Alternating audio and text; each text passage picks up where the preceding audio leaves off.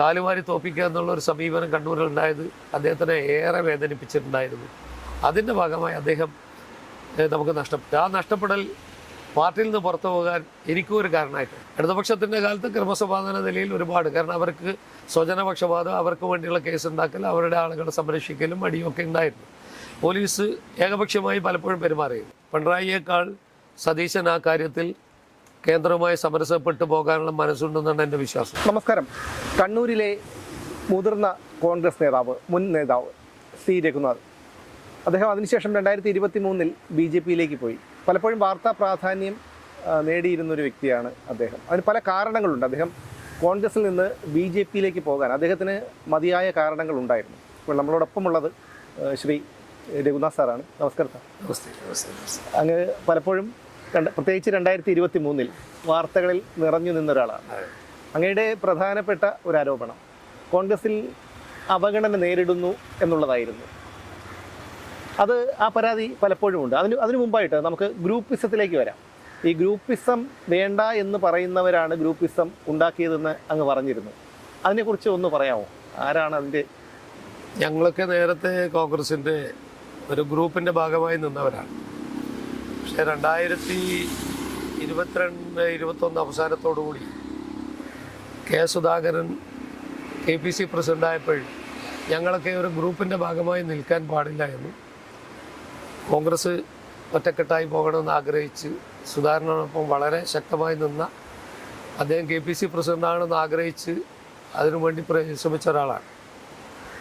പക്ഷെ കോൺഗ്രസിൻ്റെ ജന്മം കൊണ്ട് തന്നെ അതിൽ ഗ്രൂപ്പിസമുണ്ട്. അതുകൊണ്ട് അതൊരിക്കലും മാറ്റാൻ കഴിയില്ല എന്നുള്ള ബോധ്യം ഇപ്പോഴും നമുക്കത് മനസ്സിലായിക്കൊണ്ടിരിക്കുക. വളരെ ശക്തമായ ഗ്രൂപ്പിസത്തിൻ്റെ ഭാഗമായി മാത്രമേ കോൺഗ്രസിനകത്ത് ഒരാൾക്ക് മുന്നോട്ട് പോകാൻ സാധിക്കൂ എന്നുള്ളതിന് തെളിവാണ് കഴിഞ്ഞ ദിവസങ്ങളിലും കാലങ്ങളിലുമായി കേരള രാഷ്ട്രീയത്തിൽ കോൺഗ്രസിനകത്തുണ്ടായ പുതിയ പുതിയ സംഭവവികാസങ്ങൾ.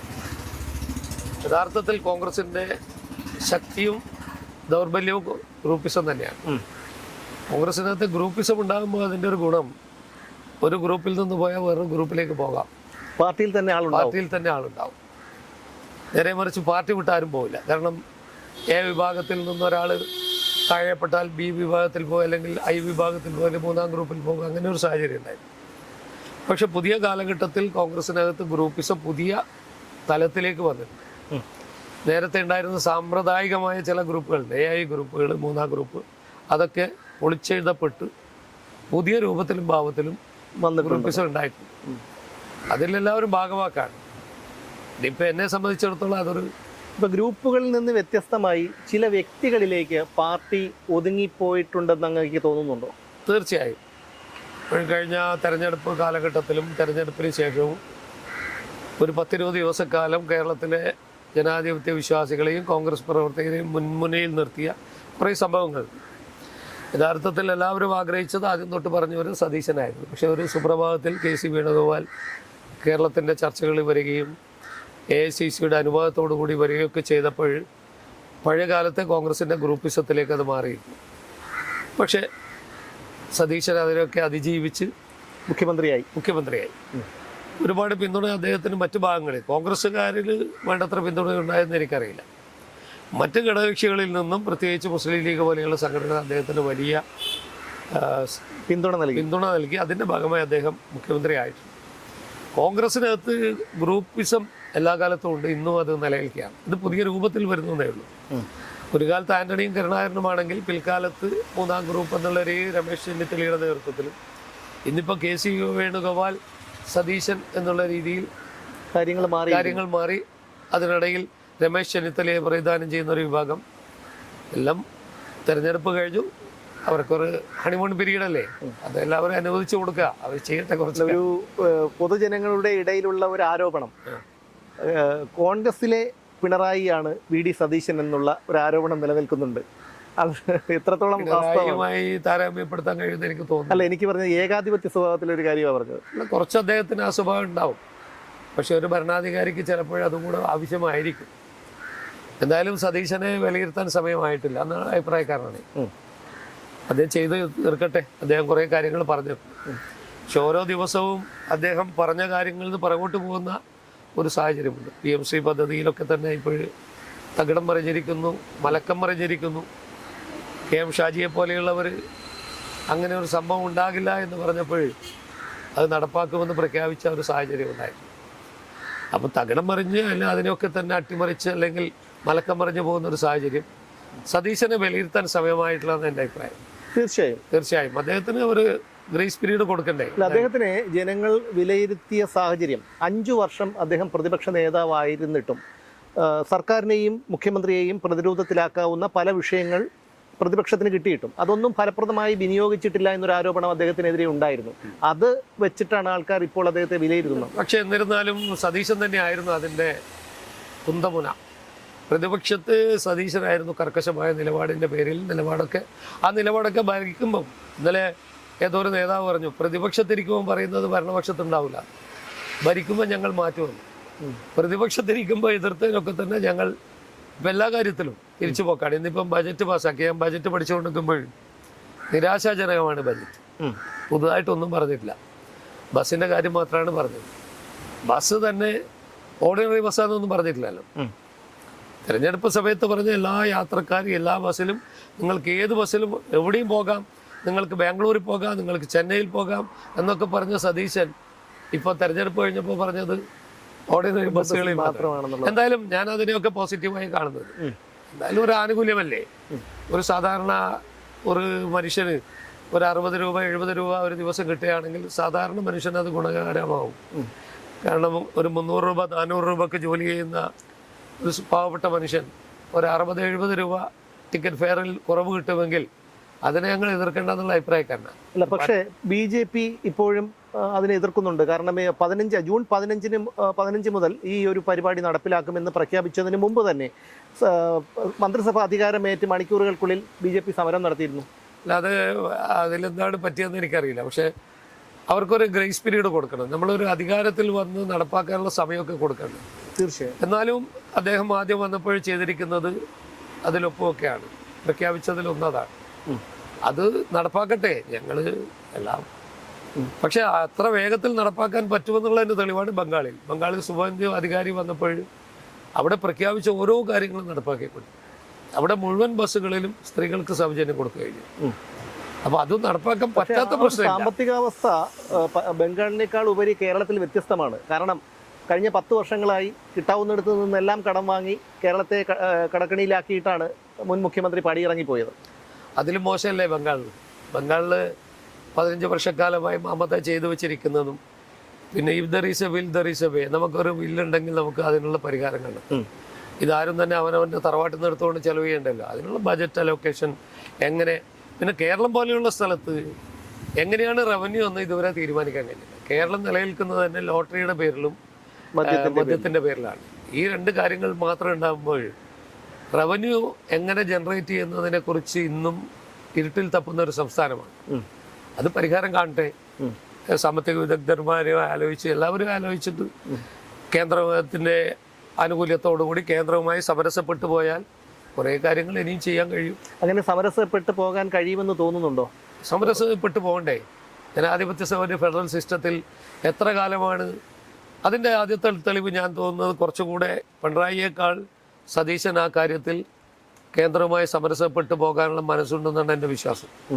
കാരണം നരേന്ദ്രമോദിയെ കാണാൻ പോയതും അമിത്ഷായെ കണ്ടതും റവന്യൂ എങ്ങനെ കൂട്ടാമെന്നും ഒക്കെ സംസാരിക്കാൻ പോയത് തന്നെ ഒരു നല്ല തുടക്കമായി ഞാൻ കാണുകയാണ്. എല്ലാത്തിനെയും ഞങ്ങൾ നെഗറ്റീവായി കാണണ്ട. ഞാൻ അങ്ങനെ ഒരു അഭിപ്രായക്കാരനാണ്. അപ്പോൾ ആഭ്യന്തര വകുപ്പ് ചെന്നിത്തലയുടെ കയ്യിൽ വന്നു. അപ്പോൾ ആ രംഗത്ത് അദ്ദേഹവുമായി അങ്ങേക്ക് വളരെ അടുത്ത ബന്ധമുണ്ടായിരിക്കാം. ഒരുപക്ഷെ ചെന്നിത്തലയായിരുന്നു മുഖ്യമന്ത്രിയായിരുന്നെങ്കിൽ എങ്ങനെയായിരിക്കും അതിനെ നോക്കി കാണുക? രണ്ടുപേരും 2 ശൈലിയുള്ളവരാണ്. പക്ഷെ കർക്കശ നിലപാടുകൾ സതീശൻ തന്നെയാണെന്ന് എൻ്റെ വിശ്വാസം. ചെന്നിത്തല കുറച്ചുകൂടെ മൃദു സമീപനമാണ് അദ്ദേഹം. മൃദു സമീപനം കോംപ്രമൈസാണ്. എല്ലാവരുമായിട്ടും അഡ്ജസ്റ്റ് ചെയ്ത് പോകുന്നതാണ് എൻ്റെ അനുഭവം. അത് ഇടത് വലത് കാര്യങ്ങളുമായിട്ടും നല്ല ബന്ധമായിരിക്കും രമേശൻ ഉണ്ടാവുക. അതിൽ ആഭ്യന്തരം എന്നുള്ള രീതിയിൽ നോക്കാം നമുക്ക്. ആഭ്യന്തര വകുപ്പിൽ വലിയ മാറ്റങ്ങളൊന്നും കാണുന്നില്ല. ഇപ്പോഴും ഒരു മാസമായിട്ടും ഇരിക്കുന്നവരൊക്കെ തന്നെ പഴയ കാലത്തെ ഇടതുപക്ഷത്തിൻ്റെ കാലത്തെ ഉദ്യോഗസ്ഥന്മാരാണ്. വലിയ മാറ്റങ്ങളൊന്നും വന്നില്ല. വലിയ മാറ്റം കാലക്രമേണ ഉണ്ടാവുകയാണെങ്കിൽ എന്തായാലും ക്രമസമാധാന രംഗത്ത് ഇപ്പോഴുള്ള പഴയതിനേക്കാൾ മെച്ചമായി മാറണം. കാരണം ഇടതുപക്ഷത്തിൻ്റെ കാലത്ത് ക്രമസമാധാന നിലയിൽ ഒരുപാട്, കാരണം അവർക്ക് സ്വജനപക്ഷപാതം, അവർക്ക് വേണ്ടിയുള്ള കേസ് ഉണ്ടാക്കൽ, അവരുടെ ആളുകളെ സംരക്ഷിക്കലും അടിയൊക്കെ ഉണ്ടായിരുന്നു. പോലീസ് ഏകപക്ഷമായി പലപ്പോഴും പെരുമാറിയിരുന്നു. അതിൽ നിന്നൊരു മാറ്റം ഉണ്ടാകുമെന്ന് പ്രതീക്ഷിക്കാം. പക്ഷെ ഈ രണ്ടുപേര് വന്നാലും നാളെ അനുഭവിക്കാൻ പോകുന്നത് BJP-ക്കാരായിരിക്കും. കാരണം ഇവരുടെ ശത്രുക്കൾ ഞങ്ങളാണല്ലോ. അതുകൊണ്ട് രണ്ടും BJP-ക്കാരുടെ സമീപത്തിൽ വലിയ മാറ്റമൊന്നുമില്ല. അത് നോക്കാം, നമുക്ക് ഇതിനൊക്കെ സമയമുണ്ടല്ലോ. അല്ല, BJP ശത്രു എന്ന് പറയുമ്പോൾ CPM-നും അല്ലെങ്കിൽ ഇടതുപക്ഷത്തിനെ പോലെ അല്ലല്ലോ കോൺഗ്രസ് എപ്പോഴും ഒരു മൃദു സമീപനം സ്വീകരിക്കുന്ന ഒരു പ്രസ്ഥാനമാണ്. പക്ഷേ ഈ രണ്ടുപേര് വന്നാലും ഞങ്ങളെ സംബന്ധിച്ചിടത്തോളം ബുദ്ധിമുട്ടാണ്.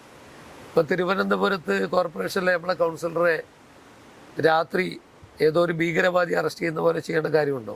അതിന്റെ ആവശ്യം അത് മുഖ്യമന്ത്രിയെ തെറ്റിദ്ധരിപ്പിച്ചതാണ് എന്ന് അദ്ദേഹം മനസ്സിലാക്കാൻ കഴിഞ്ഞിട്ടുണ്ട്. മുഖ്യമന്ത്രിയെ തെറ്റിദ്ധരിപ്പിച്ചാൽ, അല്ല സോറി, ആഭ്യന്തരമന്ത്രി ഇപ്പോഴും പോലീസുകാർ അവരുടെ കയ്യിലാണ്. അതെ, നമുക്കറിയാം. അവിടെ വീണയെ ചോദ്യം ചെയ്ത ദിവസം അവിടെ ഉണ്ടായ അക്രമത്തിലുള്ള പ്രതികൾ വെളിയിൽ ഇങ്ങനെ കറങ്ങി നടക്കുമ്പോഴാണ് ഈ മനുഷ്യനെ കോർപ്പറേഷൻ കൗൺസിലറെ പോയിട്ട് അറസ്റ്റ് ചെയ്യുന്നത്. അത് രാത്രി അവിടെ ആൾക്കൂട്ടത്തിന് നേരെ വെടിവെക്കുകയും ഒക്കെ ചെയ്തൊരു സാഹചര്യം, അത്രമാത്രം വലിയൊരു സാഹചര്യം ഉണ്ടായിരുന്നു എന്നാണ് വിലയിരുത്തേണ്ടത്. അതെ അതെ, ആ ഒരു വിഷയം അവിടെ നിൽക്കുന്നുണ്ട്. അപ്പോൾ നമുക്ക് വരാം. അതായത് 1973 മുതൽ അങ്ങ് കെ സുധാകരനോടൊപ്പം ബ്രണ്ണൻ കോളേജിൽ നിന്ന് തുടക്കമിട്ടതാണ്, KSUവിൽ തുടക്കമിട്ടതാണ്. പെട്ടെന്ന് ഇത്രയും പതിറ്റാണ്ടുകളുടെ ഒരു ബന്ധം അവസാനിപ്പിച്ച് പടിയിറങ്ങി പോരുമ്പോൾ മനസ്സിലൊരു വിങ്ങലുണ്ടായിരുന്നില്ലേ? തീർച്ചയായിട്ടും ഒരു രാഷ്ട്രീയ പ്രസ്ഥാനത്തു നിന്ന്. പക്ഷെ അത് നേരത്തെ ആവണമായിരുന്നു എന്നാണ് പിന്നെ ആലോചിച്ചത്. കാരണം കോൺഗ്രസിനകത്ത് 1973 ഞാനൊരു വിദ്യാർത്ഥി പ്രവർത്തകനായി ബ്രണ്ണൻ കോളേജിലെത്തുന്നത്. അന്ന് കെ സുധാകരൻ NSOവിൻ്റെ നേതാവായി. കെ സുധാകരൻ KSU ആയിരുന്നില്ല. സുധാകരൻ സംഘടനാ കോൺഗ്രസിൻ്റെ വിദ്യാർത്ഥി വിഭാഗമായ NSOവിൻ്റെ നേതാവ്, നാഷണൽ സ്റ്റുഡൻസ് ഓർഗനൈസേഷൻ, സംഘടനാ കോൺഗ്രസ്, അതിൻ്റെ നേതാവായിട്ടാണ് സുധാകരൻ എന്നുള്ളത്. അന്ന് SFIയുടെ നേതാവ് AK ബാലനും KSUവിൻ്റെ നേതാവ് മമ്പ്രം ദിവാകരനും. ഞങ്ങളൊക്കെ അന്ന് ചെറിയ പ്രവർത്തകന്മാരാണ്. ഞാൻ ബ്രണ്ണൻ കോളേജിൽ യൂണിറ്റ് ഭാരവാഹിയാകുന്ന 76 ശേഷമാണ്. ഞാൻ ബ്രണ്ണൻ കോളേജിൽ 76 ശേഷം യൂണിറ്റ് ഭാരവാഹിയും ജില്ലാ വൈസ് പ്രസിഡന്റ് ആവുകയും ജില്ലാ ജനറൽ സെക്രട്ടറി ആവുകയും ജില്ലാ പ്രസിഡന്റ് ആവുന്ന ബ്രണ്ണൻ കോളേജിലെ കാലഘട്ടത്തിലാണ്. 78-79 ഞാൻ ബ്രണ്ണൻ കോളേജിൽ ചെയർമാനാകുന്നത്. SFIക്കാരുടെ കുത്തക എന്ന് പറയുന്ന സ്ഥലത്താണ് ഞാൻ ആ കാലത്ത് ചെയർമാനാകുന്നത്. അപ്പോൾ സുധാകരനുമായി 73 തൊട്ട് പരിചയമുണ്ട്. പക്ഷെ അദ്ദേഹം അന്ന് KSUക്കാരനായിരുന്നില്ല, സംഘടനാ കോൺഗ്രസ്സുകാരനായിരുന്നു. കെ സുധാകരൻ കോൺഗ്രസിനകത്ത് വരുന്ന എൻ്റെ ഓർമ്മ ശരിയാണ് 84-ലാണ്. ആ 84 വരെ കെ സുധാകരൻ കോൺഗ്രസിനെതിരെ നിരവധിയായ പ്രചരണം നടത്തിയ ആളാണ്. അടിയന്തരാവസ്ഥയിൽ ഇന്ദിരാഗാന്ധി തെറിയൊക്കെ പറഞ്ഞ ആളാണ്. പക്ഷേ 84-ഓടുകൂടി ജനതാ പാർട്ടി വളരുകയും ഗോപാലൻ ജനത എന്ന് പറയുന്ന ഒരു ഫാക്ഷൻ ഉണ്ടാകുകയും, കമലൻ ജനത, ഗോപാലൻ ജനത രണ്ടുപേരും അതിൻ്റെ ഭാഗമായി കോൺഗ്രസിലേക്ക് എത്തിച്ചേരുകയും, കോൺഗ്രസിനകത്ത് അന്ന് ജില്ലാ കോൺഗ്രസ് കമ്മിറ്റിയുടെ പ്രസിഡന്റായിരുന്ന N. രാമകൃഷ്ണൻ, കണ്ണൂരിലെ കോൺഗ്രസിനകത്തെ മുടിചൂടാമനരായ N. രാമകൃഷ്ണൻ്റെ പാർട്ടി പ്രവർത്തകരോടുള്ള അകൽച്ച, അതിൽ നിന്ന് മുതലെടുത്തുകൊണ്ട്, നിസ്സംഗത മുതലെടുത്തുകൊണ്ട് സുധാകരൻ കണ്ണൂർ രാഷ്ട്രീയത്തിൽ സജീവമാകുകയും സംഘടനാ തെരഞ്ഞെടുപ്പ് 91-ലെ സംഘടനാ തെരഞ്ഞെടുപ്പിൽ അദ്ദേഹം DC പ്രസിഡന്റായി മാറുകയുണ്ടായി. അന്ന് അദ്ദേഹത്തിന് ഏറ്റവും അധികം പിന്തുണ നൽകിയത് K. കരുണാകരനായിരുന്നു. K. കരുണാകരൻ്റെ പിന്തുണയില്ലായിരുന്നെങ്കിൽ സുധാകരൻ ഉണ്ടാകുമായിരുന്നില്ല. കാരണം സുധാകരൻ എന്ന് ആഗ്രഹിച്ചിരുന്നത് ഒരു ബ്ലോക്ക് പ്രസിഡന്റ് സ്ഥാനമായിരുന്നു എന്ന് എനിക്ക്. എടക്കാട് ബ്ലോക്ക് പ്രസിഡന്റ് അദ്ദേഹത്തിന് വേണ്ടിയിരുന്നു. കാരണം അതുപോലും കൊടുക്കാൻ അന്ന് NR തയ്യാറായിരുന്നില്ല. സുധാകരനെ ഒരു സ്ഥലത്തും അടുപ്പിക്കാതെ, എന്നാൽ കണ്ണൂരിലെ കോൺഗ്രസ്സുകാരന് പ്രശ്നമുണ്ടാകുമ്പോൾ, അടിയുണ്ടാകുമ്പോൾ, അവിടെ കൊലപാതകം ഉണ്ടാകുമ്പോൾ ഓടിച്ചെന്ന് ആശ്വസിപ്പിക്കാൻ, അവിടെ പോയി പ്രസംഗിക്കുവാനും വലിയ പ്രസംഗം നടത്തുന്ന ആളാണല്ലോ. ആവേശപരിതാരമൊക്കെ നിന്നപ്പോൾ ഒരു സാധാരണ ജനങ്ങളുടെ വികാര സുധാകരൻ അനുകൂലം. അതാണ് പിൽക്കാലത്തെ തെരഞ്ഞെടുപ്പിൽ KC വേണുഗോപാലിൻ്റെ ഒത്താശയോടുകൂടി, അന്ന് KC വേണുഗോപാലാണ് സുധാകരനെ പ്രസിഡന്റാക്കുന്നതിന് വേണ്ടി അവസാന ഘട്ടത്തിൽ സഹായിച്ചത്. അന്ന് മാതമംഗലം കുഞ്ഞുകൃഷ്ണൻ എന്ന് പറയുന്ന കോൺഗ്രസിൻ്റെ പഴയ നേതാവ് സുധാകരനെതിരെ മത്സരിക്കുകയും, യഥാർത്ഥത്തിൽ അന്ന് ജയിക്കുന്നത് മാതമംഗലം കുഞ്ഞുകൃഷ്ണനാണ്, സംഘടനയുടെയും ഗ്രൂപ്പിൻ്റെ അടിസ്ഥാനം. പക്ഷേ KC വേണുഗോപാലിൻ്റെ നേതൃത്വത്തിലുള്ള കുറച്ച് DCC അംഗങ്ങൾ സുധാകരന് പിന്തുണ പ്രഖ്യാപിച്ചതുകൊണ്ടാണ് അന്ന് സുധാകരൻ DC പ്രസിഡന്റായത്. അതിനുശേഷമുള്ള രാഷ്ട്രീയം കേരളത്തിൽ എല്ലാവർക്കും അറിയാം. സുധാകരൻ 84-ലാണ് കോൺഗ്രസിൽ വരുന്നത് എന്ന് പലർക്കും അറിയില്ല. സുധാകരനാണ് കണ്ണൂരിൽ കോൺഗ്രസ് ഉണ്ടാക്കിയെന്ന് വിഷയം. അതിലും മുന്നേ കണ്ണൂരിൽ കോൺഗ്രസ് അതിശക്തമായി ഉണ്ടായിരുന്നു. CPM-ഓട് ഏറ്റുമുട്ടി നിൽക്കുന്ന ഒരു സാഹചര്യം. NR-ഉം MP രാഘവനും മറുപക്ഷത്തെ MP രാഘവൻ ജില്ലാ സെക്രട്ടറിയും DC പ്രസിഡന്റായിരുന്ന ഒരു കാലഘട്ടമൊക്കെ ഉണ്ടായിരുന്നു. അതൊക്കെ കോൺഗ്രസിന്റെ കഥയാണ്. ഇന്ന് അതിലൊന്നും എന്നെ സംബന്ധിച്ചിടത്തോളം വലിയ താല്പര്യമില്ല. പക്ഷേ ഞങ്ങളൊക്കെ കോൺഗ്രസിനകത്ത് 76 മുതൽ കോൺഗ്രസിൻ്റെയും KSUവിൻ്റെ വിഭാഗമായി വർത്തിക്കുകയും പിൽക്കാലത്ത് കോൺഗ്രസിൻ്റെ ബ്ലോക്ക് ഭാരവാഹിയും പിൽക്കാലത്ത് DCC ജനറൽ സെക്രട്ടറി ആകും UDF-ൻ്റെ ചെയർമാനൊക്കെ ആയി നിന്ന ഒരാൾ 2021 ഞാൻ മത്സരരംഗത്ത് വരികയാണ്. 1991 ശേഷം ഞാനും K. സുധാകരനും എടക്കാട് നിയോജക മണ്ഡലത്തിൽ നിന്നുള്ള KPCC അംഗങ്ങളായിരുന്നു. സുധാകരനാണ് തിരഞ്ഞെടുക്കപ്പെട്ട അംഗവും ഞാൻ നോമിനേറ്റ് ചെയ്യപ്പെട്ട അംഗമായിരുന്നു. പലരെയും ധാരണ ഞാനൊക്കെ ഇതിൽ വളരെ ജൂനിയർ ആണെന്നുള്ള ധാരണയൊക്കെ. പക്ഷേ അല്ല, ഇന്ന് കണ്ണൂരിൽ കാണുന്ന എല്ലാവരും ഞങ്ങളുടെയൊക്കെ പിന്തുടർച്ചക്കാരെന്നുള്ള രീതിയിലും ഞങ്ങൾ കൈപിടിച്ചു കൊണ്ടുവന്ന് അങ്ങനെ തന്നെ പറയാം. ഇന്നത്തെ പല നേതാക്കന്മാരെയും KSU ഭാരവാഹികളാക്കുവാനും KSUവിലേക്ക് കൈപിടിക്കാനൊക്കെ ശ്രമിച്ച ആളുകളാണ്. എന്നിട്ടധികം പറയാൻ ഞാൻ KSU ജില്ലാ പ്രസിഡന്റോ KC വേണുഗോപാൽ പയ്യന്നൂർ കോളേജിലെ KSU പ്രവർത്തകനായിരുന്നു. ഞാൻ KSU ജില്ലാ പ്രസിഡന്റായിരുന്നു. അപ്പോൾ ഈ സുധാകരൻ എന്ന് പറയുന്ന നേതാവിൻ്റെ നിഴലിൽ ഒതുങ്ങിപ്പോയ ഒരാളായി കയറിയേക്കുന്ന ചിത്രീകരിക്കപ്പെട്ടിട്ടുണ്ട് എന്ന് അങ്ങേക്ക് തോന്നുന്നുണ്ടോ? ഇല്ലില്ല, ഞാൻ ഒരിക്കലും അദ്ദേഹത്തിൻ്റെ നിഴലിലായിരുന്നില്ല. ഞാൻ അദ്ദേഹവുമായി ഒരു കാലത്ത് സഹവർത്തിത്വം ഉണ്ടായിരുന്നില്ല. പലരുടെയും എന്താണ് ഞാൻ അദ്ദേഹത്തിൻ്റെ മാധ്യമങ്ങൾ പോലും വിശേഷിപ്പിക്കുന്നത് K. സുധാകരന്റെ അടുത്ത അനുയായി. അത് എങ്ങനെ വരുന്നു എന്ന് വെച്ചാൽ യഥാർത്ഥത്തിൽ ഞാൻ A വിഭാഗത്തിൻ്റെ ആളായി. സുധാകര വിരുദ്ധപക്ഷത്തിൻ്റെ കണ്ണൂരിലെ 6-7 ആളുകളിൽ ഒരാൾ ഞാനായിരുന്നു. KP Nooruddin Sahib, KC Joseph, P. Ramakrishnan, AD Musthafa. ആ തലമുറ കഴിഞ്ഞാൽ അടുത്ത തലമുറയിലുള്ള ഒരാൾ ഞാനായിരുന്നു. ഞാൻ ചന്ദ്രൻ നിലങ്കേരി, അങ്ങനെ കുറച്ച് ആളുകളായിരുന്നു അക്കാലത്തെ A വിഭാഗത്തിൻ്റെ വക്താക്കൾ. പക്ഷേ അതിനുശേഷം 2019 പാർലമെൻറ്റ് തെരഞ്ഞെടുപ്പിൽ K. സുധാകരൻ പാർലമെൻറ്റിൽ മത്സരിക്കുമ്പോൾ അദ്ദേഹത്തിൻ്റെ നിർദ്ദേശാനുസരണം പാർലമെൻറ്റ് തെരഞ്ഞെടുപ്പിൻ്റെ ചുമതല എനിക്ക് നൽകുകയാണ്.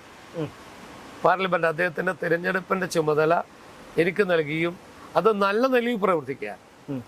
താങ്കളിലുള്ള വിശ്വാസം കൊണ്ടാണല്ലോ. വിശ്വാസം കൊണ്ട് തന്നെയാണ്. അദ്ദേഹം പല ആളുകളെയും അന്ന് പേരൊക്കെ ഉണ്ടായിരുന്നു. പക്ഷെ അദ്ദേഹം അർദ്ധരാത്രി അന്ന് 12 മണിക്ക് എന്നോട് പറയും, നീ അത് ഏറ്റെടുക്കണം. അദ്ദേഹവുമായി ഒരു സൗഹൃദം ഇല്ലാത്ത കാലഘട്ടം, ഒരു സൗഹൃദമില്ല. അദ്ദേഹം എന്നെ വിളിച്ചു പറഞ്ഞു, നീ കാണണം. ഞാൻ പോയപ്പോൾ പറഞ്ഞു, നീ ഇത് ഏറ്റെടുക്കണമെന്ന്. ഞാൻ പറഞ്ഞു, ഒരുപാട് നേതാക്കന്മാർ നിങ്ങളുടെ വിഭാഗം എന്ന് പറയുന്നത് സുധാകരനോട് ചുറ്റിപ്പറ്റി നിൽക്കുന്ന ഒരുപാട് നേതാക്കന്മാർ അദ്ദേഹത്തിന്. ഞാൻ പറഞ്ഞു, അവരിൽ ആരെങ്കിലും ഒരാളെ ആക്കണം. അത് വേണ്ട, നീ എന്നെ ഏറ്റെടുക്കണമെന്ന്. അത് ഏറ്റെടുത്തു. അത് നല്ല നിലയിൽ നടത്തിയെന്ന് ജില്ലാ കോൺഗ്രസ് കമ്മിറ്റിയിലും ജില്ലയുടെ UDF-ൻ്റെ കമ്മിറ്റിയിലും ഏറ്റവും അധികം പ്രശംസ എനിക്ക് അദ്ദേഹം നൽകിയിട്ടുണ്ടായി. വളരെ നല്ല നിലയിൽ ഞാൻ എന്താലോചിക്കുന്നു അന്ന് കൃത്യമായി നിങ്ങൾ അറിയേണ്ടത് സുധാകരൻ എത്ര വോട്ടിന് ജയിക്കുമെന്ന് എത്ര വോട്ട് കിട്ടുമെന്നൊക്കെ ഏകദേശം ഒരു +or-10% മാത്രം വ്യത്യാസത്തിൽ കണക്ക് കൊടുത്ത ഒരാളാണ്. ഇത്ര വോട്ടിന് നിങ്ങൾ ജയിക്കും, ധർമ്മട നിയോജകമണ്ഡലത്തിൽ നിങ്ങൾക്ക് കിട്ടാമെന്ന വോട്ട് ഇത്ര എന്നൊക്കെ പറഞ്ഞ് ഈ സ്ഥലങ്ങളിലൊക്കെ കിട്ടുന്ന വോട്ടൊക്കെ കൊടുത്തപ്പോൾ അദ്ദേഹത്തിനൊരു വിശ്വാസം എനിക്കുണ്ടായി. പിന്നെ അദ്ദേഹം ഞങ്ങളുമായി എന്നെ വിളിക്കാൻ തുടങ്ങി. MP ആയതിനു ശേഷം അദ്ദേഹം ആദ്യത്തെ ഒരു വർഷക്കാലം MP-യുടെ ചില കാര്യങ്ങളൊക്കെ നീ നോക്കണമെന്ന് പറഞ്ഞു, നോക്കാൻ തുടങ്ങി. ആ സമയത്താണ് ഇലക്ഷൻ വരുന്നത്, 2021 ഇലക്ഷൻ. അതിനു മുന്നേ 2020 കോർപ്പറേഷൻ ഇലക്ഷനിൽ ഇതുപോലെ തന്നെ. അതിനു മുന്നത്തെ കോർപ്പറേഷൻ ഇലക്ഷനിൽ ഗ്രൂപ്പിസത്തിൻ്റെ ഭാഗമായി കണ്ണൂർ കോർപ്പറേഷൻ കോൺഗ്രസിന് നഷ്ടപ്പെട്ടതാണ്. ആ നഷ്ടപ്പെട്ടപ്പോൾ എന്നോട് പറഞ്ഞു, നീ അത് കോർപ്പറേഷൻ്റെ ചുമതലയിൽ നീ ഏറ്റെടുക്കണം. ഇത് 2019 പാർലമെൻറ്റ് തെരഞ്ഞെടുപ്പ് കഴിഞ്ഞു. 2020 കോർപ്പറേഷൻ തിരഞ്ഞെടുപ്പിൽ ഒരു സെപ്റ്റംബർ ഒക്ടോബറിൽ അതും ഇതുപോലെ തന്നെ ചില ആളുകളെയൊക്കെ കണ്ടെത്തി അവരൊക്കെ ഒഴിഞ്ഞു പോയി കഴിയില്ല എന്ന് പറഞ്ഞു. എന്നെ വിളിച്ച് പറഞ്ഞു, നീ അത് ഏറ്റെടുക്കണം. അപ്പം എൻ്റെ ഒരു പ്രത്യേകത, ഞാൻ ഏറ്റെടുത്താൽ ഫുൾ ടൈം ആകും. ഞാനൊരു ഫുൾ ടൈം പൊളിറ്റീഷ്യൻ ഒന്നുമല്ല. പക്ഷേ ഒരു കാര്യം ഏറ്റെടുത്താൽ അതിൻ്റെ കൂടെ ഉണ്ടാവും. 45 ദിവസം കഴിഞ്ഞ് കണക്ക് ഏൽപ്പിച്ചിട്ട് മാത്രമേ പുറകിൽ പോകും. അതിൽ പിന്നെ അന്നേരം ബിസിനസ് ഇല്ല, മറ്റ് വ്യക്തി ജീവിതങ്ങളൊന്നുമില്ല, ഫുൾ ടൈമാണ്. അങ്ങനെ കണ്ണൂർ കോർപ്പറേഷനിലും മത്സരിക്കുമ്പോൾ കണ്ണൂർ കോർപ്പറേഷന് ഇതുവരെ ഇല്ലാത്ത രീതിയിൽ വിജയത്തിലേക്ക് നയിച്ച ഒരാൾ ഞാനാണ്. അതെന്നെ മാത്രം കഴിവൊന്നുമില്ല. അന്ന് K. സുധാകരൻ കോവിഡ് സമയമായിട്ട് പോലും, അദ്ദേഹത്തിന് കോവിഡ് ബാധിച്ചിട്ട് പോലും അദ്ദേഹവും ഞാനും ഒരുമിച്ച് യാത്ര ചെയ്ത്, അദ്ദേഹത്തിൽ നിന്ന് കോവിഡ് എനിക്കും ലഭിച്ചിട്ടുണ്ട്. അദ്ദേഹത്തിന് കോവിഡ് കിട്ടി. അദ്ദേഹം ആ കോവിഡിനെ വകവെക്കാതെ, കാരണം പല സ്ഥാനാർത്ഥികൾക്കും സുധാകരൻ്റെ സാന്നിധ്യം അനിവാര്യമായി. അദ്ദേഹം കോവിഡിനെ വകവെക്കാന്ന് പറഞ്ഞ് കോവിഡ് കുറഞ്ഞു. ആ സമയത്തൊക്കെ തന്നെ അദ്ദേഹവും ഞാൻ ഒരുമിച്ച് യാത്ര ചെയ്ത് എല്ലാ ബൂത്തുകളിലും സന്ദർശിച്ച് എല്ലാ സ്ഥാനാർത്ഥികളെയും കണ്ടെത്തി. അന്ന് കോർപ്പറേഷനിൽ മത്സരിക്കാതിരിക്കാൻ ഉള്ള കുറച്ച് ആളുകളെ ഉള്ളൂ. ബാക്കി മുഴുവൻ നേതാക്കന്മാരും മത്സരിക്കാൻ തീരുമാനിച്ചു. ഞാൻ, സതീശൻ പാച്ചേനി, സുധാകരൻ, 3 ആളുകൾ മാത്രമേ ഈ കോർ കമ്മിറ്റിയിലൊന്നും മത്സരിക്കാൻ താല്പര്യമില്ലാത്തുള്ളൂ. ആദ്യം സ്ഥാനാർത്ഥി നിർണയ സമയത്ത് സുധാകരൻ എന്നോട് ചോദിച്ചു, ഞാൻ ഇവിടുത്തെ വോട്ടറാണ്, ഞാൻ കണ്ണൂരിലെ വോട്ടറാണ്, കണ്ണൂർ താമസക്കാരനാണ്, മത്സരിക്കുന്നുണ്ടോ എന്ന് ചോദിച്ചു. ഞാൻ പറഞ്ഞു എനിക്ക് മത്സരിക്കാൻ താല്പര്യമില്ല. അങ്ങനെയാണെങ്കിൽ ഞങ്ങൾ 3 ആൾ മാത്രം അന്ന് ഈ കമ്മിറ്റിയിൽ, VK രാഗേഷ് മത്സരിക്കുന്നു, TO മോഹനൻ മത്സരിക്കുന്നു, മാർട്ടിൻ ജോർജ് മത്സരിക്കുന്നു, MB മുരളീധരൻ മത്സരിക്കാൻ തീരുമാനിക്കുന്നു, മാധവ മാസ്റ്റർ മത്സരിക്കാൻ തീരുമാനിക്കും. അങ്ങനെ എല്ലാ നേതാക്കന്മാരും മത്സരിച്ചപ്പോൾ മത്സരിക്കാതിരിക്കുന്ന ഏക ആൾ ഞാൻ, സുധാകരൻ, സതീശൻ പാച്ചേനി. അപ്പോൾ തീരുമാനങ്ങളൊക്കെ ഞങ്ങൾ എടുക്കാൻ തുടങ്ങി. അങ്ങനെ അതിനു വേണ്ടി പരിശ്രമിച്ചു. ഞങ്ങൾ നല്ല നിലയിൽ വിജയിച്ചു. വീണ്ടും ആദ്യത്തെ കുറച്ച് ദിവസമൊക്കെ നല്ല രീതിയിലായിരുന്നു. കോർപ്പറേഷൻ ഞങ്ങളോടൊക്കെ ആലോചിക്കും, കോർപ്പറേഷനെ നിയന്ത്രിക്കാൻ ഒരു കോർ കമ്മിറ്റി ഉണ്ടാക്കണമെന്ന് തീരുമാനിക്കുന്നു സുധാകരൻ്റെ ഓഫീസിൽ വെച്ച്. അതിൽ ഞാനടക്കമുള്ള ആളുകൾ ഉണ്ടാവണം നിർബന്ധമായി. അദ്ദേഹം പറഞ്ഞ 1ാമത്തെ പേര് എൻ്റെതായിരുന്നു. പക്ഷെ എന്തുകൊണ്ടോ ആ കമ്മിറ്റി നിലവിൽ വന്നില്ല എന്നുള്ളതാണ്.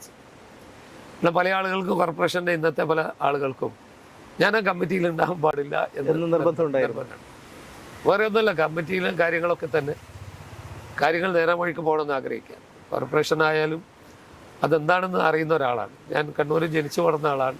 മുനിസിപ്പാലിറ്റി ഇരുന്ന കാലത്ത് 1981 മുനിസിപ്പാലിറ്റിയിലെ സ്ഥാനാർത്ഥി ആവണമെന്ന് നിർബന്ധിക്കപ്പെട്ട, വയസ്സിൻ്റെ അടിസ്ഥാനത്തിൽ അന്നാവാതിരുന്ന 81 അന്നത്തെ മുനിസിപ്പാലിറ്റി താവക്കരയിലെ കാമസാർ ഈസ്റ്റ് വാർഡിൽ എന്നെ മത്സരിക്കാമെന്ന് പാർട്ടി നിർദ്ദേശിച്ചു. പക്ഷെ അന്ന് വയസ്സിൻ്റെ കുറവ് കൊണ്ടും അന്നത്തെ സാഹചര്യം കൊണ്ടും മത്സരിച്ചില്ല. കണ്ണൂരിലെത്ത ഒരാളാണ്. കണ്ണൂരിൽ എന്ത് നടക്കുന്നു എന്ന് നന്നായിട്ടറിയാം. പക്ഷെ അതുകൊണ്ട് തന്നെ കണ്ണൂരിൽ ഭരിക്കുന്ന കോർപ്പറേഷൻ്റെ ആളുകൾക്ക് ഒരിക്കലും ഞാനതിലുണ്ടാകാൻ പാടില്ല. അതുകൊണ്ട് ആ കമ്മിറ്റി പിന്നെ ഒരിക്കലും ചേർന്നില്ല എന്ന് മാത്രമല്ല, കമ്മിറ്റി രൂപീകരിക്കാൻ സമ്മതിക്കുകയും ചെയ്തില്ല അന്നത്തെ കോർപ്പറേഷൻ്റെ ഭരണാധികാരി. പിന്നെ അവർക്ക് ഓരോ കാര്യങ്ങളിലും ഞങ്ങളോട് എതിർപ്പ്, ഞങ്ങൾ ഉണ്ടാകാൻ പാടില്ല, പാർട്ടിയിൽ വിളിക്കാതെ ആവുക. അത് ജില്ലാ നേതൃത്വം ആണോ? അത് ജില്ലാ നേതൃത്വത്തിലാ പങ്കിട്ട്. അതിൽ സുധാകരന് നിസ്സംഗനായി എന്ന് ഞാൻ പറയുന്നില്ല, സുധാകരനും പങ്കൊക്കെ ഉണ്ട്. കാരണം സുധാകരന് KPC പ്രസിഡൻ്റാക്കാൻ നിങ്ങൾ അറിയേണ്ടത് 2021 തെരഞ്ഞെടുപ്പിൽ KPCC പ്രസിഡന്റ് ആയ മുല്ലപ്പള്ളി രാമചന്ദ്രൻ പോലും വലിയ ആൾ വരുമെന്ന് പറഞ്ഞിട്ട് വാളയാറിലെ സ്ത്രീയെ ഇവിടെ സ്ഥാനാർത്ഥിയാക്കണമെന്ന് തീരുമാനിച്ചപ്പോൾ കണ്ണൂരിൽ സ്ഥാനാർത്ഥിയാക്കാൻ സുധാകരൻ്റെ നിർദ്ദേശപ്രകാരം ഞാൻ വരണമെന്ന് സുധാകരൻ്റെ പിടിവാശി പോലെ ഞാൻ ധർമ്മടത്ത് മത്സരിക്കുന്നത്. വളരെ ശക്തനായ സ്ഥാനാർത്ഥി വരുമെന്ന് മുല്ലപ്പള്ളി രാമചന്ദ്രൻ പറയുകയാണ്. എന്നിട്ട് ആരാ ശക്തൻ? അവരുടെ മനസ്സിൽ അന്നുണ്ടായിരുന്ന വാളയാറിലെ ആ പെൺകുട്ടിയുടെ അമ്മയാണ്. ആ അമ്മയെ കൊണ്ടുവന്ന് ഇവിടെ മത്സരിപ്പിക്കും. കണ്ണൂർ രാഷ്ട്രീയം അറിയുന്നവർക്കറിയാം അവരുടെ സ്ഥിതി. എന്നിട്ട് അവർ വന്ന് മത്സരിച്ചു, 2000 വോട്ടാ മറ്റേ കിട്ടി. പക്ഷേ സുധാകരൻ്റെ ഒരു പിടിവാശി, അതിൽ ഞാൻ സ്ഥാനാർത്ഥിയാവണമെന്നുണ്ടായിരുന്നു. സുധാകരൻ തന്നെയാണ് എന്നെ സ്ഥാനാർത്ഥിയാക്കിയത്. അതെന്തുകൊണ്ട് അദ്ദേഹം ആക്കിയെന്നറിയില്ല. പക്ഷേ അദ്ദേഹം കഴിഞ്ഞ 2019 ശേഷം 21 വരെയുള്ള കാലഘട്ടത്തിൽ അദ്ദേഹത്തോടൊപ്പം ചേർന്ന് പ്രവർത്തിച്ചതിൻ്റെ പേരിൽ അദ്ദേഹം എപ്പോഴും പറയണം, ഇനി നമുക്ക് കണ്ണൂരിൽ ഗ്രൂപ്പൊന്നും വേണ്ട, നമുക്ക് എല്ലാ ടീമുമായിട്ട് പോകണം. ഞാൻ ആ വാക്ക് വിശ്വസിച്ച് തന്നെയാണ് പിന്നെ അദ്ദേഹവുമായി സഹകരിച്ച് പ്രവർത്തിച്ചത്. MP ആയപ്പോൾ പല കാര്യങ്ങളും അദ്ദേഹത്തോടൊപ്പം നിന്നു. 21 തെരഞ്ഞെടുപ്പിൽ അദ്ദേഹത്തിൻ്റെ നിർദ്ദേശപ്രകാരം ഞാൻ MLA ആയി മത്സരിച്ചു. തരക്കേടില്ലാത്ത വോട്ട് കിട്ടി, 49,000 വോട്ട് കിട്ടി. അങ്ങനെ മത്സരിച്ച് വന്നപ്പോൾ പിന്നെ ഇവർക്കൊക്കെ അത് ചെറിയ പ്രശ്നങ്ങളായി. സതീശൻ പാച്ചേനിയുടെ ഒരു മരണവും ചിലപ്പോഴതിൽ എൻ്റെ പുറത്തു പോക്കി ഉണ്ടാവും, ഒരു കാരണമായിട്ടുണ്ടാവും. സതീശന് ഞാനൊരു സഹോദര തുല്യമായിരുന്നു. സതീശൻ മരിക്കുന്നതിൻ്റെ ഒരാഴ്ച മുന്നേ ഞാനൊരു യാത്രയിൽ വളരെ വേദനയോടുകൂടി കണ്ണുനീരോടുകൂടിയാണ് അദ്ദേഹത്തെ കാലുമാരി തോപ്പിച്ചതും അദ്ദേഹത്തെ പരാജയപ്പെടുത്താൻ ശ്രമിച്ചൊക്കെ കാര്യങ്ങൾ അദ്ദേഹം പറഞ്ഞിട്ട് ഞാൻ എറണാകുളത്ത് ഫ്ലൈറ്റിന് പോകാൻ നെടുമ്പാശ്ശേരി ഇറങ്ങാൻ കൈപിടിച്ച് കരഞ്ഞുകൊണ്ടാണ് ഞാൻ അദ്ദേഹത്തിന് ഇവിടെ പറഞ്ഞത്. പക്ഷേ പിന്നെ എനിക്ക് അദ്ദേഹത്തെ കാണാൻ സാധിച്ചില്ല. 3 days അദ്ദേഹം മരിച്ചു, ഞാൻ യാത്രയിലായിരുന്നു. സതീശൻ പാച്ചേനിയുടെ ഒരു പോക്ക് ചിലപ്പോൾ കണ്ണൂർ കോൺഗ്രസിനകത്ത് ഞങ്ങൾ കൂടുതൽ ഞാൻ ഒറ്റപ്പെടുന്ന സാഹചര്യം ഉണ്ടായി. നല്ല കോൺഗ്രസ്സുകാരനും ഗാന്ധിയനായ കോൺഗ്രസ് ആയിരുന്നു, സ്നേഹമുള്ളവരായിരുന്നു. പിന്നെ അതിനുശേഷം അങ്ങനെയുള്ള ഒരാളെ ഞാൻ കണ്ടിട്ടില്ല. കാരണം സതീശൻ ഇപ്പോൾ ഒരു യാത്ര തുടങ്ങുമ്പോൾ താഴെ ചൊവ്വ കഴിയുമ്പോൾ ധർമ്മട നിയോജകമണ്ഡലത്തിൽ ഇവിടെ വരുമ്പോൾ ഒരു വിളിക്കും, ചെങ്കോട്ടെ നിങ്ങൾ എവിടെയാണുള്ളത്, ഞാനിങ്ങനെ അതായിരുന്നു ഒരു ഹൃദയബന്ധം. സതീശൻ KSU ആയിരുന്ന കാലം തൊട്ട് ഉള്ള ബന്ധമാണ്. അദ്ദേഹം കോളേജിൽ പഠിക്കുമ്പോൾ പോളിടെക്നിക്കിൽ പഠിക്കുമ്പോൾ ഒക്കെ ഞങ്ങൾ അദ്ദേഹത്തിൻ്റെ വളർച്ച വളരെയധികം താല്പര്യപൂർവ്വം നോക്കിയിട്ടുണ്ട്. 2 തവണ അദ്ദേഹത്തെ ദയനീയമായി പരാജയപ്പെടുത്തുകയാണ്. ഒരു തരത്തിലും കണ്ണൂർ ഇടതുപക്ഷത്തിൻ്റെ കോട്ടയല്ല, ഇടതുപക്ഷത്തിൻ്റെ ഒരു കോട്ടയുമല്ല. ഒരു 15,000 വോട്ട് പുറത്ത് പറഞ്ഞ് ചിത്രീകരിച്ചിരിക്കുന്ന ഒരു ഇത് മാത്രമാണ്. അല്ലല്ല, കണ്ണൂർ അസംബ്ലി ഒരിക്കലുമല്ല. കാരണം കണ്ണൂർ അസംബ്ലിയിൽ 38% വോട്ടുകൾ മുസ്ലിം വോട്ടുകളില്ല. ലീഗിന് നല്ല പ്രാധാന്യമുള്ള മേഖലയാണ്. ആ 38% ആളുകൾ ഉള്ളിടത്തോളം കാലം UDF അനുകൂലമായി എന്നും വരും. പക്ഷെ എല്ലാ കാലത്തും ഉണ്ടായിരിക്കുന്ന പ്രശ്നം, കോൺഗ്രസിനകത്ത് സതീശൻ പാച്ചേനിയോട് എതിർപ്പുള്ള ആളുകൾ 2 തെരഞ്ഞെടുപ്പിൽ അദ്ദേഹത്തെ കാലുവാരി തോപ്പിച്ചു. സതീശൻ പാച്ചേനി പരാജയപ്പെടുന്ന 1500 വോട്ടുകൾക്കാണ്. ഈ 1500 വോട്ടുകൾക്കാണ് സതീശൻ 2 തവണ. ഞാനിപ്പോൾ വിശ്വസിക്കുന്നത് സതീശൻ 2ാം തവണ വിജയിച്ചിരുന്നെങ്കിൽ സതീശൻ്റെ ജീവനെങ്കിലും ബാക്കിയുണ്ടായിരുന്നു. കാരണം അത്രമാത്രം മാനസികമായിട്ട് ഭയങ്കര തകർച്ചയായിരുന്നു. അദ്ദേഹം ഏത് സമയവും തകരുമെന്നുള്ള അറിഞ്ഞ ഒരാളാണ് ഞാൻ. അദ്ദേഹത്തിൻ്റെ ഓരോ ചലനവും അത്രമാത്രം മാനസിക സംഘർഷം ഉണ്ടായിരുന്നു. കാരണം ഒന്നുമില്ലാതെ രാഷ്ട്രീയത്തിൽ ഫുൾ ടൈമറായ ഒരാളെ കാലുവാരി തോപ്പിക്കുക എന്നുള്ളൊരു സമീപനം കണ്ണൂരിൽ ഉണ്ടായത് അദ്ദേഹത്തിനെ ഏറെ വേദനിപ്പിച്ചിട്ടുണ്ടായിരുന്നു. അതിൻ്റെ ഭാഗമായി അദ്ദേഹം നമുക്ക് നഷ്ടപ്പെട്ടു. ആ നഷ്ടപ്പെടൽ പാർട്ടിയിൽ നിന്ന് പുറത്തു പോകാൻ എനിക്കും ഒരു കാരണമായിട്ടുണ്ട്. അദ്ദേഹത്തെ പോലെ ഒരാൾ ഞങ്ങളെ നിങ്ങൾ ഒന്നും ചെയ്യരുത് പോകരുതെന്ന് പറയാതിരിക്കാനൊന്നും ആരും ഉണ്ടായിട്ടില്ല. അങ്ങനെയൊന്നും ആരും. സുധാകരനും അപ്പോൾ നിർബന്ധിച്ചു. സുധാകരൻ പക്ഷേ വാക്കുകൾ മാത്രം, അദ്ദേഹം പറയുന്ന വാക്കുകളൊന്നും അദ്ദേഹത്തിന് നടപ്പാക്കാൻ കഴിയാത്തൊരു സാഹചര്യം. അതായത് പാർട്ടിയിൽ പോലും അദ്ദേഹത്തിന് നിയന്ത്രണം ഇല്ലാതെയായിരുന്നു. അദ്ദേഹം കൊണ്ടുവന്ന കാര്യങ്ങളൊക്കെ പൂർണ്ണമായും പിന്തുണ പ്രഖ്യാപിക്കുകയും അദ്ദേഹത്തെ എല്ലാ രീതിയിലും സഹായിക്കുക. അദ്ദേഹം KPCC പ്രസിഡന്റ് ആകണമെന്ന് അസംബ്ലി തെരഞ്ഞെടുപ്പ് കഴിഞ്ഞതിന് ശേഷം ആദ്യം പ്രഖ്യാപിച്ച ആളാണ്. ഞാനങ്ങനെ പരസ്യമായി, നിങ്ങൾ അന്നത്തെ ഫൂട്ടിങ്സ് നോക്കിയാൽ മതി, അന്ന് പരസ്യമായി സുധാകരനെ KPCC പ്രസിഡന്റ് ആക്കണം, കോൺഗ്രസിനെ രക്ഷപ്പെടുത്താൻ എന്ന് പരസ്യമായി പറയുകയും അത് പിൽക്കാലത്ത് ഹൈബീഡനെ പോലെയുള്ള ആളുകൾ അത് ഏറ്റെടുക്കുകയും അനുകൂലമായി നിൽക്കുകയും ചെയ്തിട്ട് ഒരു മാസക്കാലത്തിനുള്ളിലാണ് മുല്ലപ്പള്ളി രാമചന്ദ്രൻ പടിയിറങ്ങി പുറത്തേക്ക് പോയത്. പക്ഷേ സുധാകരൻ വന്നിട്ടും സുധാകരനെ നിയന്ത്രിക്കാൻ ഈ ശക്തികൾ തന്നെ ഉണ്ടായി. സുധാകരന് സ്വതന്ത്രമായി തീരുമാനം എടുക്കാൻ കഴിയില്ല. പല കാര്യങ്ങളും അദ്ദേഹം എന്നോട് പറഞ്ഞിട്ടുണ്ട്, അത് ചെയ്യണം, ഇത് ചെയ്യണം, അത് ഞാൻ ചെയ്യും, ഇത് ചെയ്യും. സുധാകരൻ ആ സ്ഥാനത്തേക്ക് വന്നപ്പോൾ ഒരുപാട് പ്രതീക്ഷ ജനങ്ങൾക്കുണ്ടായിരുന്നു. കോൺഗ്രസ്സുകാർക്ക് ഏറെ പ്രതീക്ഷ ഉണ്ടായിരുന്നു. അദ്ദേഹം നടപ്പാക്കിയിരിക്കുന്ന എല്ലാ കാര്യങ്ങളും ദയനീയ പരാജയമാണ്. കോൺഗ്രസിനകത്ത് ഒരു സെമി കേഡർ പാർട്ടി ഉണ്ടാക്കണമെന്ന് ആഗ്രഹിച്ചു. അതിനുവേണ്ടി ഒരുപാട് സാമ്പത്തികമായി ചെലവഴിച്ചു. CUC എന്ന് പറയുന്ന ഒരു സംവിധാനം ഉണ്ടാക്കി, മൈക്രോ യൂണിറ്റുകൾ ഉണ്ടാക്കാൻ തീരുമാനിച്ചു. ബൂത്ത് ലെവലിന് താഴോട്ട് ഒരു 20 വീടുകൾക്ക് ഒരു യൂണിറ്റ് ഉണ്ടാക്കാൻ അദ്ദേഹം ആലോചിച്ചു. അങ്ങനെ ഒരു സെമി കേഡറൊക്കെ അദ്ദേഹത്തിൻ്റെ സ്വപ്നങ്ങൾ. പക്ഷെ അതൊക്കെ തകിടം മറിച്ചു, വെറുതെ പൈസ ചെലവാക്കി. K. സുധാകരൻ എന്ന നേതാവ് അവസാനിക്കണമെന്ന്, അല്ലെങ്കിൽ അദ്ദേഹത്തിന് പാർട്ടിയിൽ നിയന്ത്രണം ഉണ്ടാവരുത് എന്ന് ആഗ്രഹിക്കുന്ന മുതിർന്ന നേതാക്കൾ പാർട്ടിയിൽ ഉണ്ടായിരുന്നു. തീർച്ചയായും അവരാണ് ഇതിൻ്റെ പിന്നെ അവരതിൻ്റെ പുറകിലുണ്ടായിരുന്നു. സുധാകരൻ ചെയ്യുന്ന എല്ലാ കാര്യങ്ങളും അത് അട്ടിമറിക്കാനാണ്. പക്ഷെ അതിലൊന്നും സുധാകരൻ അതിൽ സ്റ്റിക്ക് ഓൺ ചെയ്യാൻ കഴിഞ്ഞിട്ടില്ല. അപ്പം പല കാര്യത്തിലും ഇപ്പോൾ സതീശനുമായി കമ്പയർ ചെയ്ത് സതീശൻ ചില കാര്യങ്ങളിൽ വേണ്ട എന്ന് പറയുന്നില്ലേ, അങ്ങനെ വേണ്ട എന്ന് പറയാനുള്ള ഒരു മനസ്ഥിതി സുധാകരൻ ഉണ്ടായിരുന്നില്ല. പലപ്പോഴും ഈ ഗ്രൂപ്പിസത്തിൻ്റെ ഇടയിൽ കിടന്നിട്ട് അദ്ദേഹം കോംപ്രമൈസ് ചെയ്യാം. ആ കോംപ്രമൈസ് രാഷ്ട്രീയം സുധാകരൻ അനുവർത്തിച്ചത് കൊണ്ടാണ് അദ്ദേഹത്തിന്റെ കൂടെ ഉണ്ടായിരുന്ന ആളുകൾ പോലും പിൽക്കാലത്ത് കൊഴിഞ്ഞു പോയത്. ഇന്ന് അദ്ദേഹത്തിന്റെ സ്ഥിതി വളരെ ഗുരുതരാണ്, വളരെ ദയനീയമാണ്. കൂടെ നിൽക്കാൻ ആളില്ല. അദ്ദേഹം നിരാലംബരാണ്. ശരിക്കും പാർട്ടിയിൽ അദ്ദേഹം ഒറ്റപ്പെട്ട് ആരുമില്ലാതെ വീട്ടിൽ കഴിയുന്ന ഒരു സാഹചര്യം. ഒരിക്കൽ പോലും അദ്ദേഹത്തിന്റെ അഭിപ്രായം ഈ കാലഘട്ടത്തിൽ ചോദിച്ചു. അദ്ദേഹം അഭിപ്രായം കയറി പറഞ്ഞല്ലാതെ സുധാകരനോട് ഏതെങ്കിലും അഭിപ്രായം ചോദിച്ചു ആരും മുഖ്യമന്ത്രിയാണ് ഇതുവരെ ചോദിച്ചിട്ടില്ല. അദ്ദേഹം അങ്ങോട്ട് പറഞ്ഞു. അതെ, അതുപോലെ അദ്ദേഹത്തിന് ഈ തെരഞ്ഞെടുപ്പ് സമയത്ത് അദ്ദേഹത്തിൻ്റെ ഏറ്റവും വലിയ രാഷ്ട്രീയമായ വിഡിത്തങ്ങളിലൊന്ന്, അല്ലെങ്കിൽ ചെയ്ത വിവരമില്ലായ്മയിലൊന്ന്, അദ്ദേഹം സ്ഥാനാർത്ഥിയാകണമെന്ന് പ്രഖ്യാപിച്ചാണ്. അദ്ദേഹത്തിന് ആഗ്രഹിക്കാം. പക്ഷെ അദ്ദേഹത്തോട് ഞാൻ നേരത്തെ പറഞ്ഞിരുന്നു, ഞാൻ 6 മാസം മുന്നേ അദ്ദേഹത്തോട് പറഞ്ഞു, നിങ്ങൾ സ്ഥാനാർത്ഥി ആവില്ല എന്ന് ഡൽഹിയിൽ വെച്ചൊരു ചർച്ചയിൽ ഞാൻ പറഞ്ഞു. ഞാനാവും, KPCC പറഞ്ഞില്ലെങ്കിലും ഞാൻ AICC ഞാൻ പറഞ്ഞാൽ ആവുന്നുള്ള ഉറച്ച വിശ്വാസം അവസാന മിനിറ്റ് വരെ അദ്ദേഹത്തിനുണ്ടായിരുന്നു. സ്ഥാനാർത്ഥി പ്രഖ്യാപിക്കുന്നതിന് മണിക്കൂറുകൾക്ക് മുന്നേ ഞാനും അദ്ദേഹം ബന്ധപ്പെട്ടു. അദ്ദേഹം ഒരു ചാനലിൽ പറഞ്ഞിട്ടുണ്ട്, രഘുനാഥ് ഞാനുമായി ബന്ധപ്പെട്ടിരുന്നു, എന്തെങ്കിലും നിങ്ങൾക്ക് ആഗ്രഹമുണ്ടോ എന്ന് ചോദിച്ചിരുന്നു. അതൊക്കെ ശരിയാണ്, ഞാൻ വലിയ നേതാവായതുകൊണ്ട്. പക്ഷേ അദ്ദേഹവുമായി അടുത്ത ബന്ധമുള്ളതുകൊണ്ട് അദ്ദേഹവുമായി സ്ഥാനാർത്ഥിത്വം പ്രഖ്യാപിക്കുന്ന 3 മണിക്കും 4 മണിക്കും അദ്ദേഹം ധരിക്കുന്ന അദ്ദേഹത്തിൻ്റെ പേര് വരുമെന്നാണ്. പക്ഷെ വരില്ല എന്ന് ഞാൻ ഇടക്കിടക്ക് അദ്ദേഹത്തോട് പറയുന്നുണ്ട്. കാരണം എല്ലാവരും അദ്ദേഹത്തെ ഫിനിഷ് ചെയ്തിരിക്കുന്നു എന്നാണ്, രാഷ്ട്രീയത്തിൽ അദ്ദേഹത്തെ ഫിനിഷാക്കിയിരിക്കും.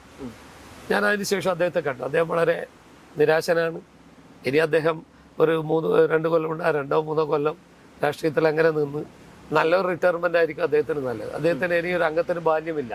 അദ്ദേഹത്തിൻ്റെ കൂടെ ഉള്ള എല്ലാവരും, അദ്ദേഹം കൈപിടിച്ചു കൊണ്ടുവന്ന കുട്ടികൾ പോലും അദ്ദേഹത്തെ തള്ളിപ്പറഞ്ഞ് പോയിരിക്കുന്ന ഒരു സാഹചര്യം കണ്ണൂരുണ്ട്. അദ്ദേഹത്തിൻ്റെ വീടിന്ന് ശൂന്യാണ്. നേരത്തെ അങ്ങനെ ആയിരുന്നില്ലല്ലോ. അതെ, സുധാകരന്റെ വീട്ടിൽ ഏത് അർദ്ധരാത്രി ഒരു 100 ആളുണ്ടാവും. സുധാകരൻ എന്ന് പറഞ്ഞാൽ തന്നെ ഒരു വികാരമായിരുന്നല്ലോ. തിരുവനന്തപുരം തൊട്ട് കണ്ണൂർ, കാസർഗോഡ് വരെയുള്ള ആളുകൾ ഏത് അർദ്ധരാത്രിയിലും അദ്ദേഹത്തെ കാണാം. രാവിലെ 4 മണിക്ക് 5 മണിക്ക് പോയാൽ സുധാകരന്റെ വീട്ടു വളപ്പിൽ ഒരു 100 പേരെ എല്ലാ കാലത്തുണ്ടായിരുന്നു. ഇന്ന് നിങ്ങൾ ആരെങ്കിലും പോയാൽ സുധാകരന്റെ വീട്ടിൽ ശൂന്യതയാണ്, ഒന്നുമില്ല, ആരുമില്ല. അദ്ദേഹവും ഭാര്യയും മക്കളുമായി അങ്ങനെ നിൽക്കുന്നു. പഴയ 1-2 ഗൺമേന്മാരിങ്ങനെ നിൽക്കുന്നു എന്നല്ലാതെ ഒരു രാഷ്ട്രീയക്കാരനും സുധാകരനെ സന്ദർശിക്കാത്ത ഒരു സാഹചര്യം ഉണ്ടായി. അത് അദ്ദേഹം സ്വയം വരുത്തി വെച്ചാണ്. അദ്ദേഹം നല്ല നിലയിൽ അദ്ദേഹം പറയുന്ന ഒരാളെ സ്ഥാനാർത്ഥിയാക്കണം എന്ന് പറഞ്ഞ് ആദ്യം തന്നെ മാറി നിന്നിരുന്നെങ്കിൽ സുധാകരൻ ആഗ്രഹിക്കാൻ പറ്റുമോ എന്ന് ചോദിച്ചാൽ ആഗ്രഹിക്കുന്നതിലും പറ്റും. പക്ഷേ AICCയും KPCC ആളുകളും MP മാർ മത്സരിക്കേണ്ടതെന്ന് പറഞ്ഞാൽ ഇദ്ദേഹത്തിന് മാത്രം ലഭിക്കുമെന്ന് അദ്ദേഹം ആഗ്രഹിക്കാൻ പാടില്ല. അത് തെറ്റായിരുന്നു. അത് വേണുഗോപാൽ ആലോചിക്കണമായിരുന്നു. അല്ല, വേണുഗോപാൽ അങ്ങനെ ആഗ്രഹം ഉണ്ടായിരുന്നെങ്കിൽ ആലപ്പുഴയിൽ നിന്ന് അദ്ദേഹം മത്സരിക്കണമായിരുന്നു. അദ്ദേഹം മത്സരിക്കാതെ കഴിഞ്ഞ തവണ ഇതേ അനുഭവം രാജസ്ഥാനിൽ അദ്ദേഹം രാജ്യസഭ MP ആയി വന്നു. ആ MP സ്ഥാനം നിലനിൽക്കുമ്പോൾ തന്നെ ഇവിടെ മത്സരിച്ച് MP ആയി. ഇവിടെ മത്സരിക്കാൻ രാജസ്ഥാനിൽ അടുത്ത ഇലക്ഷനിൽ രാജ്യസഭ MP സ്ഥാനം നഷ്ടപ്പെട്ടു, ഇല്ലേ? അതെ. അപ്പോൾ ഇതൊക്കെ ഓരോ ആളുകൾക്ക് ചാൻസ് നഷ്ടപ്പെടുകയാണ്. കേരളം പോലെയുള്ള സ്ഥലത്ത് കോൺഗ്രസിനകത്ത് നേതൃദാരിദ്ര്യമില്ല എന്ന് വിശ്വസിക്കുന്ന ഒരാൾ തലമുറ കടന്നു വരുന്നുണ്ട്. ഇപ്പോഴും വന്ന ടീം നോക്കിയാൽ മതി, എത്ര നല്ല ചെറുപ്പക്കാർ. അല്ല, അതാണ് ഞാൻ ചോദിക്കുന്നത്. ഈ ചാണ്ടി ഉമ്മനെ സംബന്ധിച്ചിടത്തോളം ഉമ്മൻചാണ്ടി എന്നൊരു വികാരം പൊതുസമൂഹത്തിലുണ്ട്. അതിലുപരി അദ്ദേഹം വളരെ മിടുക്കനായിട്ടുള്ള ഒരു വ്യക്തിയാണ്, മാതൃകയാകേണ്ട ഒരു വ്യക്തിയാണെന്ന് ഞാൻ വിശ്വസിക്കുന്നു. വ്യക്തിപരമായിട്ടുള്ള കാര്യങ്ങൾ എനിക്കറിയില്ല. പക്ഷേ അദ്ദേഹത്തെ തഴയുന്നു BRM ഷഫീറിനെ പോലെയുള്ള, ഒരുപക്ഷെ BRM ഷഫീർ ആയിരുന്നു നെടുമങ്ങാട് മണ്ഡലത്തിൽ മത്സരിച്ചിരുന്നെങ്കിൽ ഒരുപക്ഷെ എന്നല്ല, അദ്ദേഹം അവിടെ ജയിക്കുമായിരുന്നു. എന്തുകൊണ്ടാണ് അങ്ങനെ പറഞ്ഞത്? പിണറായി വിജയനാണ്. കാരണം എന്താ വെച്ച് കഴിഞ്ഞാൽ അദ്ദേഹം പ്രത്യേക ആക്ഷൻ കാണിച്ചു. സുധാകരൻ എന്നോട് പറഞ്ഞത്, ഞാൻ അദ്ദേഹത്തെ ചവിട്ടി ഇങ്ങനെ ബ്രണ്ണൻ കോളേജിന്റെ കയറ്റം കയറി അവിടെ ഒരു ആൽമരമുണ്ട് ഹോസ്റ്റലിന്റെ മുന്നിൽ, ആൽമരത്തിന്റെ മുന്നിലത്ത് പിറന്നേടോ ഞാൻ ഇവിടെ വെച്ചിട്ട് അവനെ ചവിട്ടിയിരുന്നായിരുന്നു എന്നോട് പറഞ്ഞാണ്. ഇത്രമാത്രം തകർച്ച LDF ഉണ്ടായത് പിണറായിയെ മുൻനിർത്തി മുന്നോട്ട് കൊണ്ടുപോകും. വിദ്യാഭ്യാസമുള്ള ചെറുപ്പക്കാർ, ലോകം പരിചയമുള്ളവർ, ലോകത്തെ അറിയുന്നവർ, കേരളത്തിന് വെളിയിൽ പോയിരിക്കുന്ന ഒരു കമ്മ്യൂണിസ്റ്റുകാരൻ്റെ മക്കളും കേരളത്തിൽ തിരിച്ചു വരുന്ന കമ്മ്യൂണിസ്റ്റുകാരനായിട്ടല്ല. ഗുണ്ടകൾ വേണ്ടത്ര, പ്രൊഫഷണൽ ഗുണ്ടകൾ മാത്രമേ ഉള്ളൂ. അത് കൊട്ടേഷനാണ്, അത് പാർട്ടി കമ്മിറ്റഡ് ഒന്നുമല്ല, അത് പൈസ കൊടുത്ത് ചെയ്യുന്ന കുറച്ച് ആളുകളല്ലാതെ പണ്ടത്തെ പോലെ ചെറുപ്പക്കാരെ ഗുണ്ടായുസത്തിലേക്ക് CPM കിട്ടുന്നില്ല.